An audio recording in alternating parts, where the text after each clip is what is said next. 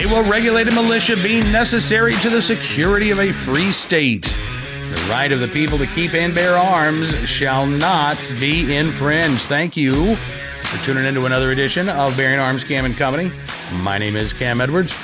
We're going to talk about Michael Bloomberg dipping his toes in the presidential waters in just a minute or two. Looks like he is getting a little bit more serious about potentially running for president. But our big story today, the release of a report by the Secret Service, actually the Secret Service's National Threat Assessment Center, which took a look at 41 active assailant attacks on school grounds between 2002 and 2017, and has come up with some facts that are definitely worth noting, as well as some recommendations. Now, with the release of this report, there were several parents whose children were murdered at Marjory Stoneman Douglas High School in Parkland, Florida, who were present and who are actually taking part in some of the training that's being conducted for law enforcement as well as for educators. Ryan Petty's daughter, Alaina, was murdered at Marjory Stoneman Douglas High School, and Ryan actually stepped out of that training that's taking place in Washington, D.C. today to join me to talk about the findings of this report and where we go from here. Take a look and a listen. Ryan, it is so good talking with you today. Thank you so much for taking a couple minutes out of what I'm sure is a very busy day to talk about this new report from the Secret Service and the National Threat Assessment Center. What is your big takeaway from what the Secret Service has told us when it has investigated and examined these active assailant attacks at schools? Well, Cam, it's good to talk with you, and thanks for giving me the opportunity to share my thoughts on it. Three big takeaways for me. One, this is brand new research looking at school attacks from like 2002 to 2017. One interesting note that I think your listeners will understand is, the deadliest attack there was actually a knife attack. And I thought that was, I think 17 were injured in a knife attack. The focus is always so much on the weapon, and typically that's firearms, but really these attacks, almost half of them were perpetrated with a weapon other than a firearm. And I think that was an important insight that I noticed. Mm-hmm. The second thing is that none of these attacks were stopped by law enforcement responding from off campus. None of them. These attacks lasted approximately 1 to 2 minutes. That is not enough time for law enforcement to get there. Yeah. The importance of having the importance of preventing these attacks, I think, cannot be understated. You have to stop these before they start, because response, it's just too late. And we saw that in my own case with my daughter's murder at Marjory Stoneman Douglas. The killing was over before anyone from off campus could really have done anything about it. So prevention is really important, and having law enforcement and, having a school resource officer, mm-hmm. or like we've done in the state of Florida, we have armed guardians on the campus that can respond in less than a minute and stop the killing once it started. That's a second thing that, really stood out to me from this report. And the third thing, Cam, is, and this is new, the Secret Service also looked at the home life of these attackers, and many of them were suffering from a really terrible home life, multiple traumas at home, either with parents that had separated, or they were living with relatives, or they were abused as kids themselves, and they were bringing that into the schools, and we're asking our schools to sort of deal with those problems that these kids are bringing, from the home. And I thought that was that's brand new. That's the first time I'd ever seen that mm-hmm. Published in any research. But I think the impact of the breakup of families in our nation is we're starting to see some effects of that in these attacks on our on our schools. I think that you're right about that.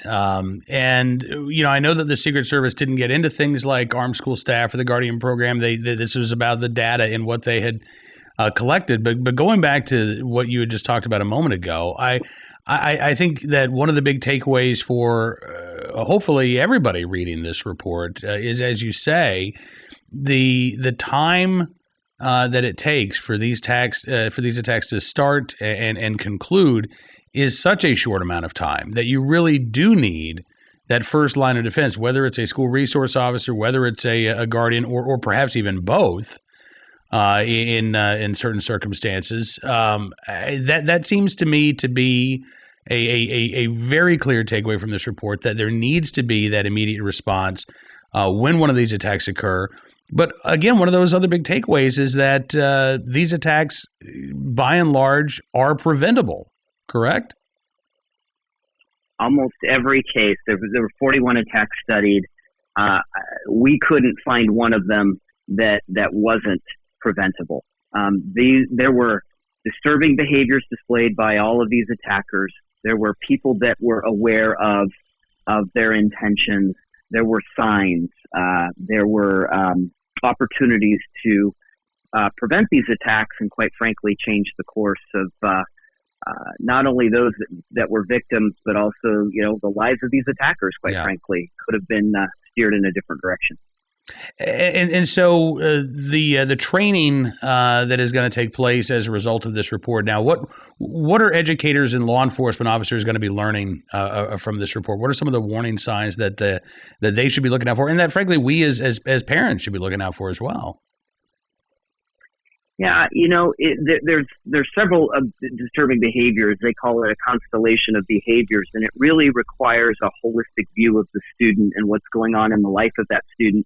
What educators and law enforcement and other stakeholders are learning from the Secret Service is, this part is no secret, and this is not new information, but they're learning about a technique called behavioral threat assessment.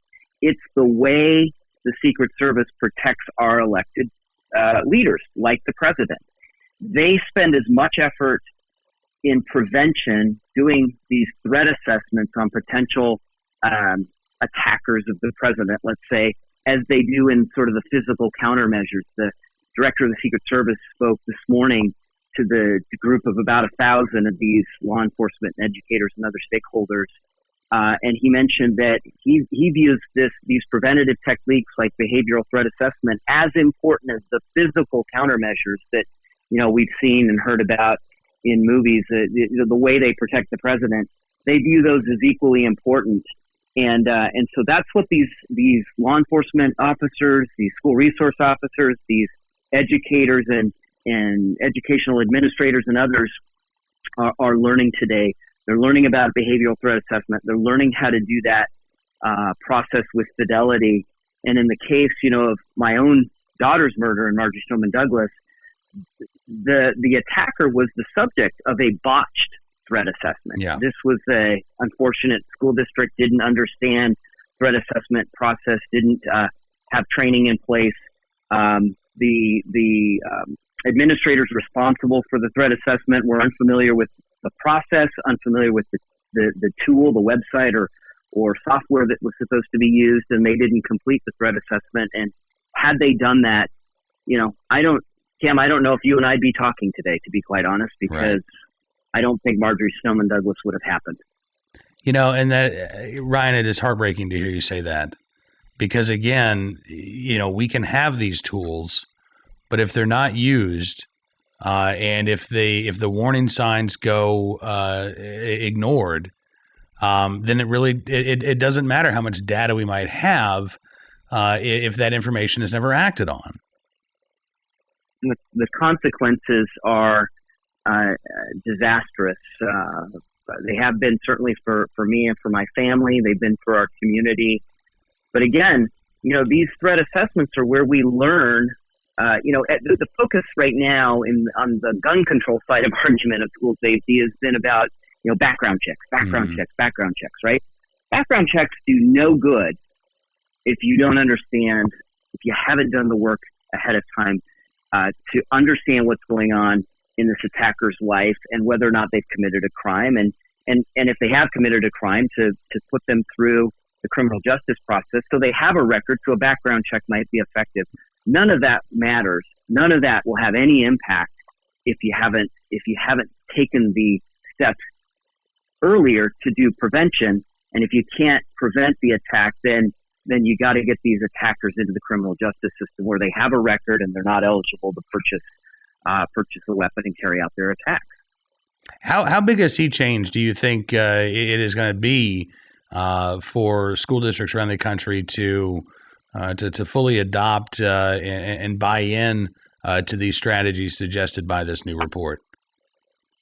I don't think they have a choice. I think, the lesson I learned with the murder of my daughter Alaina was that it can happen anywhere. Never would have imagined that it would happen in Parkland. And the 41 incidents that the Secret Service is talking about today, each and every one of those schools and those communities thought the same thing. That can't happen here. That happens somewhere else.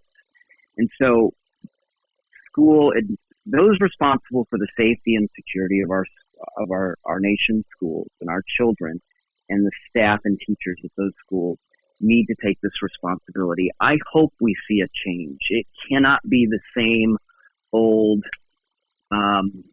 focus on firearms that we see, in this never-ending debate that we seem to have after every one of these tragedies. I hope that Parkland is different. I hope that what happens and the advocacy that many of the parents have taken is a different path. It's one where we focus on prevention.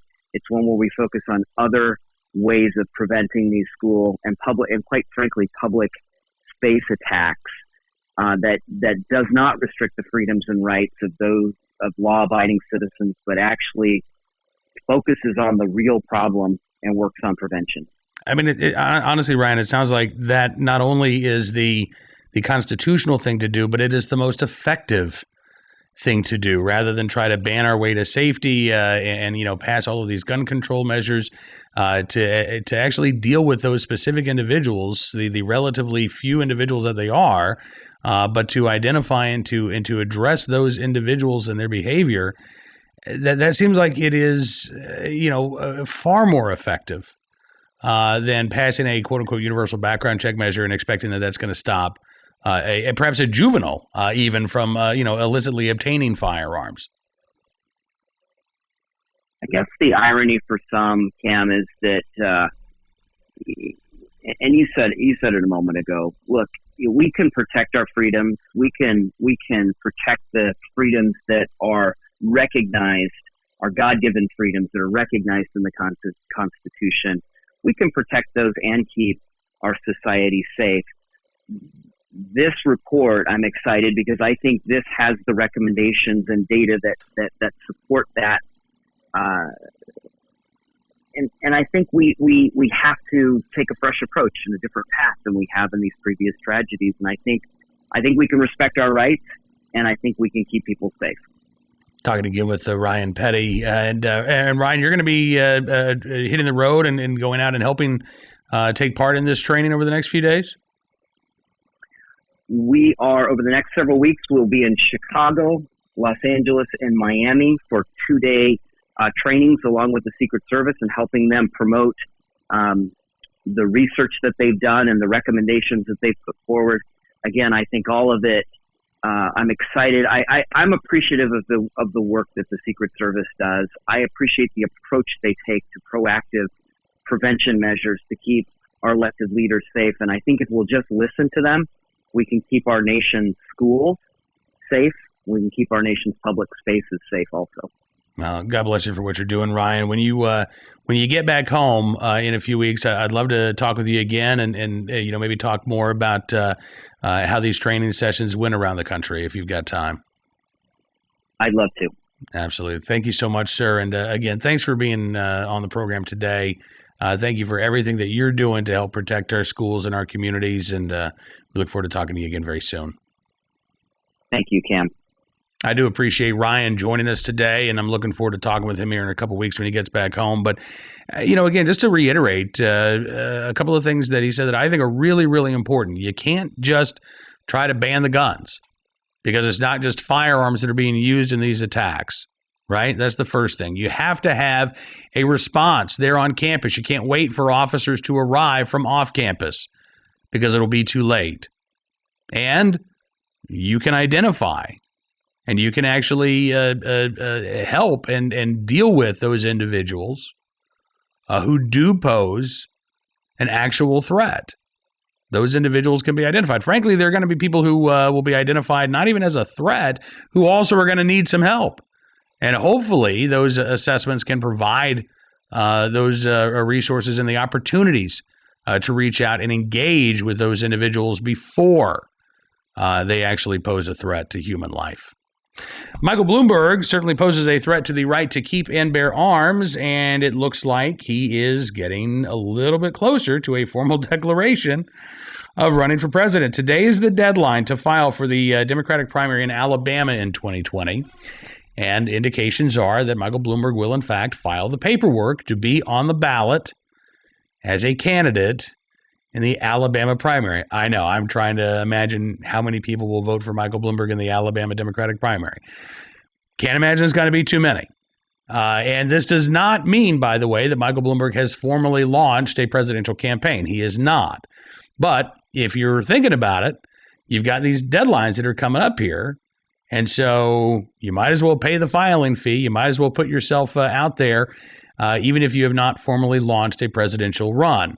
Bloomberg has said that if Joe Biden stumbles, that he felt like he would be the one to step in and provide an alternative to Elizabeth Warren, to Bernie Sanders, to the more socialist wing of the Democrat Party.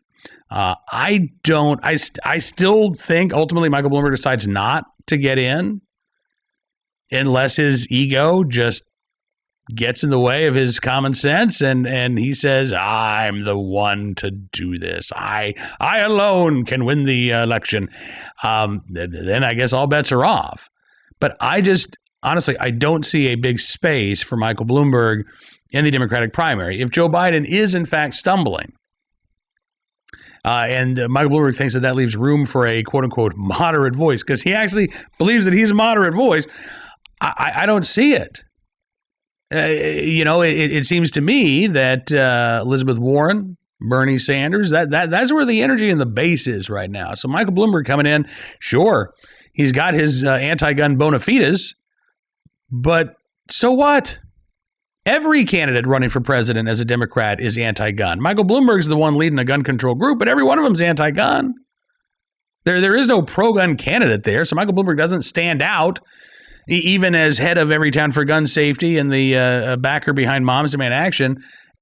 That doesn't necessarily bring him a lot of new support among the base of Democrats. He's also a guy that's in favor of stop and frisk, other policies that are squarely outside the mainstream of Democrat thought. Plus, he's a billionaire, and that's problematic when you've got candidates like Warren out there talking about a wealth tax. Now, this might be, I think, the reason why Bloomberg is getting in, not because of gun control, but because of the socialistic policies of Elizabeth Warren and Bernie Sanders. But again, I don't see how Michael Bloomberg has really any chance of success. I would prefer it, honestly, if he ran for president and wasted some of his money, trying to win the White House for himself rather than spending hundreds of millions of dollars on anti-gun candidates around the country. Unfortunately, with a fortune of $52 billion, Bloomberg could probably do both. He can spend $1 billion in his presidential campaign. He could spend $1 billion on anti-gun candidates down ticket, and you know what? He'd still have $50 billion in the bank. So we shall see what happens. But it looks like Bloomberg is getting one step closer towards a presidential run. All right, let's get to today's Armed Citizen story, our recidivist report, our good deed of the day.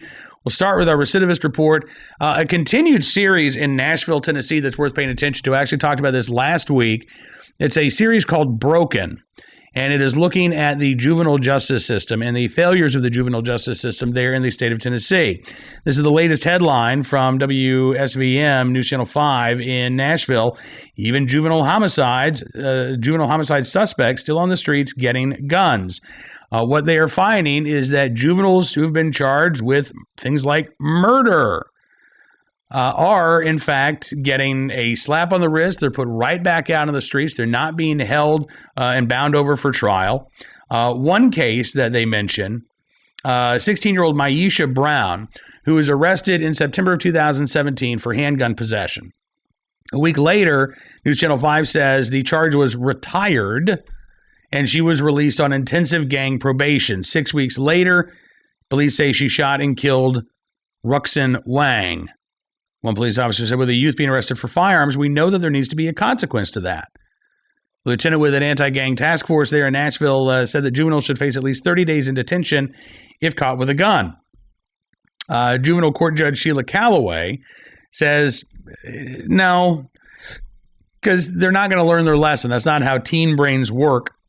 She said, quote, youth aren't making good decisions because their brains are not fully developed. They're getting their hands on deadly weapons and they're not putting it together what they can do with that. We've got to get them into services to make sure that they understand the seriousness of what it means for them to possess guns. Well, again, if part of that seriousness is not time behind bars for violating the law, what seriousness are we talking about here? Because, look, I think I was a fairly average teenager. My kids are fairly average teenagers. Your kids are probably average teenagers. Most teenagers are not running around with illegally acquired firearms, shooting and killing other people. Most teenagers are not doing that. So the idea that we can blame this behavior simply on, well, their brains just aren't fully formed, I say BS. Because if that really were the case, it seems to me like we'd have a lot more teenagers out there and young adults who are committing these acts of violence. We don't. We have a very small subsection of, let's say, 18 to 24-year-olds who are engaged in these types of criminal activities. Now, News Channel 5 asked the judge, why not put out the word that if you get caught with a gun, you'll do 30 days detention? She said, quote, first and foremost, we do not do detention as a sentence. That's part of the state law. Okay. She says, I definitely believe each child has to be reviewed individually. I do believe that as well. But I also think that when you're dealing with those individuals, as individuals, we still have to talk about consequences for actions. One thing that one former juvenile prosecutor noted is that when you're, let's say, 14 years old and you're caught in illegal possession of a handgun, that's treated as a misdemeanor offense. It's not a felony offense. And he said that transferring a repeat offender to adult court doesn't work. He said, quote, if a juvenile court wanted to transfer a kid for possession of a handgun, they couldn't. It's a misdemeanor. You're going to transfer a kid from the juvenile system to the adult court where he gets 11 months, 29 days probation. So it doesn't make any sense. Okay. News Channel 5 wondered, does that suggest that the system doesn't treat handgun possession as seriously as it should? Judge Calloway said in some ways. She says, I do think the system doesn't treat handgun possession as seriously as it should for juveniles. They give another example. Devian Jordan, first charged with handgun possession when he was 15, spent almost a month in detention, released on probation. Less than a year later, he's arrested for carrying a gun to a local high school, spent another month in detention, was released to intensive gang probation. 2 months later, age 16, he got another handgun possession charge. He was sent to the State Department of Children's Services, and then a year later, when he was 17, he was charged with murder. And as News Channel 5 points out, even once individuals have been charged with murder, they're still going to back out on the streets. 14-year-old Mario Woodard, arrested in May of 2017 for his role in a homicide, pleaded guilty to a lesser crime, sent to Department of Children's Services, returned home in October of 2018, so about a year and a half later. In January of 2019, he was busted again for handgun possession, sent back to Department of Children's Services. 2 months later, back on the streets, arrested again, this time for auto theft and handgun possession. Again, and again, we see these types of crimes that don't lead to any consequence whatsoever. And it doesn't lead to any rehabilitation whatsoever either. Judge Calloway says, well, we're not about, punitive measures in the juvenile justice system. Okay. If you're not about punitive measures, then you're about rehabilitative efforts. And if you continue to see these teenagers getting arrested for the same crime of illegally possessing a firearm, guess what? They're not being rehabilitated. And it's failing. And it has to be addressed. So kudos to News Channel 5 in Nashville for actually covering this story. The entire series is worth checking out, particularly if you live in the Nashville area. But, these types of stories are not indicative and only taking place in Nashville or in Memphis or in Tennessee. Any news station in any city across the country could do the same series if they wanted to. All right, should we get to our armed citizen story? I think we should. From Dover, Delaware, where a 21-year-old who says that she was openly carrying her legally owned firearm ended up defending herself after she was shot at in Dover. It happened over the weekend. Woman said she was in her car, and she noticed a couple of guys. It was about, Sunday morning, about 1 o'clock in the morning. She said that she observed several subjects walking around her vehicle in front of her residence. They then walked away from her car, were standing near another vehicle. She got in her car and began to drive past the subjects when one guy pulled a handgun, fired several rounds, striking her car in the rear passenger side window. The female told police that she opened carries a handgun. She returned fire before fleeing in her vehicle. No injuries reported. No shots appear to strike anybody else in the area. Investigation is still ongoing.